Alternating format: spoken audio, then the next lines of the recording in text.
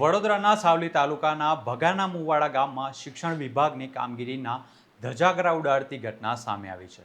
ધોરણ 1 થી 5ના બાળકો માટે શાળાની યોગ્ય ઇમારત ઉપલબ્ધ ન હોવાને કારણે આશરે 30 બાળકોને કરડ નદીના કિનારે આવેલા એક મંદિરના શેડ નીચે બેસી અભ્યાસ કરવાની ફરજ પડી રહી છે.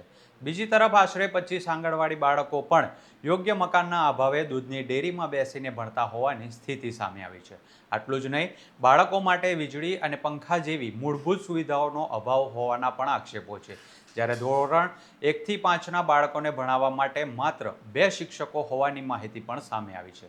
સૌથી ગંભીર બાબત એ છે કે નવી શાળા બિલ્ડિંગ માટે આશરે 2 વર્ષ પહેલાં મંજૂરી મળી હોવા છતાં હજુ સુધી બિલ્ડિંગ તૈયાર ન થતાં તંત્રની કામગીરી સામે સવાલો ઉઠી રહ્યા છે. મંજૂરીના 2 વર્ષ બાદ પણ શાળા કેમ તૈયાર નથી? બાળકોને મંદિરના શેડમાં બેસીને કેમ ભણવું પડે છે? અને આ સમગ્ર સ્થિતિ અંગે શિક્ષણ વિભાગ શું કરી રહ્યું છે? શું છે સમગ્ર મામલો? જાણીશું આ વિડીયોમાં. નમસ્કાર દર્શક મિત્રો, હું છું આપની સાથે આલોક અને સ્વમાનમાં આપનું સ્વાગત છે.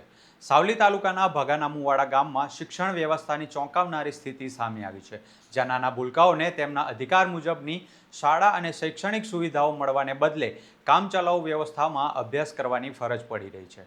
ધોરણ 1 થી 5ના આશરે 30 બાળકો કરડ નદીના કિનારે આવેલા મંદિરના શેડ નીચે બેસીને ભણવા મજબૂર બન્યા છે, ત્યારે બીજી તરફ આશરે 25 આંગણવાડી બાળકો દૂધની ડેરીમાં બેસીને ભણતા હોવાની સ્થિતિ છે.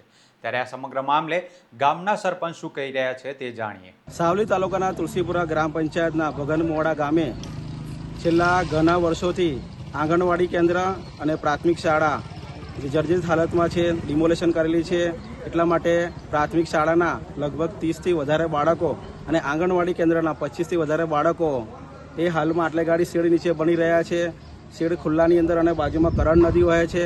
અમારા બાળકોનું જીવ જોખમમાં છે અને અમારા બાળકોને છત મળે એટલા માટે અમે સરકારશ્રી પાસે વહેલી તકે આંગણવાડી કેન્દ્રનું બાંધકામ ચાલુ થાય અને પ્રાથમિક શાળાનું બાંધકામ ચાલુ થાય તેવી અમે માગણી કરીએ છીએ. છેલ્લા 2 વર્ષથી સરકારશ્રી દ્વારા મંજૂર થઈ ગયા છે ઓરડા, તેમ છતાં પણ ટેન્ડરિંગ થતું નથી. તો ટૂંક સમયમાં જો આ અમારા માંગણી સંતોષાય નહીં તો અમે ગામ લોકો સાથે ઉગ્ર આંદોલન કરીશું અને અમે માંગને સંતોષીશું. અત્યારે બાળકો કઈ ભણી રહ્યા છે? હાલની અંદર બાળકો હનુમાનજી દાદાના મંદિરે ઓપન જે શેડ માર્યો છે ત્યાં કરડ નદી છે, ત્યાં આગળ બાળકો ભણી રહ્યા છે. લગભગ 30થી વધારે બાળકો છે 1 થી 5 ધોરણના. હવે સવાલ એ છે કે 2 વર્ષ પહેલા નવી શાળા બિલ્ડિંગની મંજૂરી મળ્યા બાદ પણ તેનું કામ હજુ સુધી પૂર્ણ કેમ થયું નથી? જો શાળા બિલ્ડિંગનું કામ સમયસર પૂર્ણ ન થઈ શકે તો બાળકો માટે કાયમી વૈકલ્પિક વ્યવસ્થા ઊભી કરવામાં કેમ નથી આવી? આ અંગે ગ્રામજનોના પ્રતિભાવો પણ સામે આવ્યા છે. જાણો તેઓ શું કહી રહ્યા છે. ભગાના મોડા ગ્રામની પ્રાથમિક શાળા અને આંગણવાડી તો છેલ્લા 6-7 વર્ષથી જર્જરિત અવસ્થામાં છે અને પ્રાથમિક શાળા પણ છેલ્લા 1.5 વર્ષથી પાડી દીધેલી છે. હજી સુધી નવીન મકાન બનાવવામાં આવતું નથી. આ બાબતે મેં પોતે આ ગામના જાગૃત નાગરિક તરીકે હું પોતે વકીલ છું, વકીલાતના વ્યવસાય સાથે જોડાયેલો છું અને મેં પોતે પણ સરકારને રજૂઆતો કરેલી છે. તાલુકા કક્ષાએથી માંડીને જિલ્લા કક્ષા સુધી, જિલ્લા કલેક્ટર સુધી, ધારાસભ્ય સુધી દરેક જગ્યાએ અમે રજૂઆતો કરેલી છે. પરંતુ છતાં પણ આજ દિન સુધી અમારા ગામની પ્રાથમિક શાળા અને આંગણવાડીના મકાનો બનાવવામાં આવતા નથી.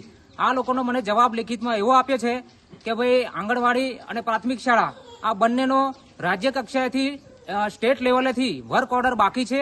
વર્ક ઓર્ડર આવશે ત્યારે તમારું કામ થશે. પરંતુ આ વર્ક ઓર્ડરની રાહમાં આજે આ ભર ચોમાસાની અંદર આ બાળકોને કેટલી બધી મુશ્કેલી પડી રહી છે.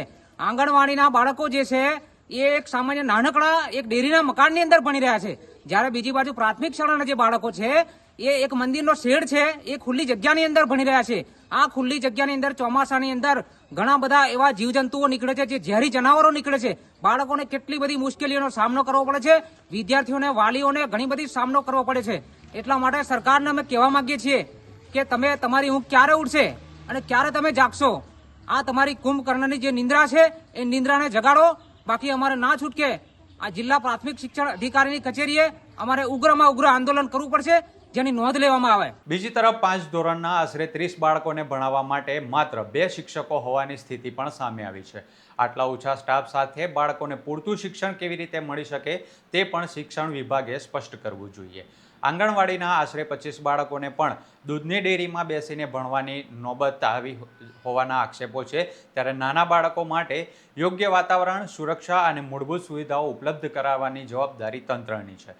મંજૂરી મળ્યા બાદ પણ બાળકો આજે મંદિરના શેડમાં બેસીને ભણવાની નોબત આવી હોય તો આ વિલંબ માટે જવાબદાર અધિકારીઓ સામે કાર્યવાહી કેમ કરવામાં આવી નથી? હવે સૌથી મહત્વની વાત એ છે કે જે બાળકોને આ પરિસ્થિતિમાં અભ્યાસ કરવો પડી રહ્યો છે તેમની સ્થિતિ શું છે, યોગ્ય શૈક્ષણિક વાતાવરણ બાળકો માટે કેટલું જરૂરી છે. હવે જોવાનું એ રહેશે કે શિક્ષણ વિભાગ આ સમગ્ર મામલે ક્યારે જાગે છે અને ભગાના મુવાડાના બાળકોને ક્યારે પોતાની સુવિધાયુક્ત શાળા મળે છે. કારણ કે બાળકોનું ભવિષ્ય કાગળ પરની મંજૂરીથી નહીં પરંતુ જમીન પર મળતી શિક્ષણની સુવિધાઓથી ઘડાય છે. તંત્ર હવે આ ગંભીર મામલે ક્યારે જાગે છે અને શું કાર્યવાહી કરે છે તેના પર સૌની નજર રહેશે. આવી જ રીતે સત્ય અને હકીકત લોકો સુધી પહોંચાડતા રહીશું. જો તમને આ વિડીયો ગમ્યો હોય તો તેને લાઇક કરો, શેર કરો અને સ્વમાનને સબસ્ક્રાઇબ કરવાનું ભૂલતા નહીં. નમસ્કાર.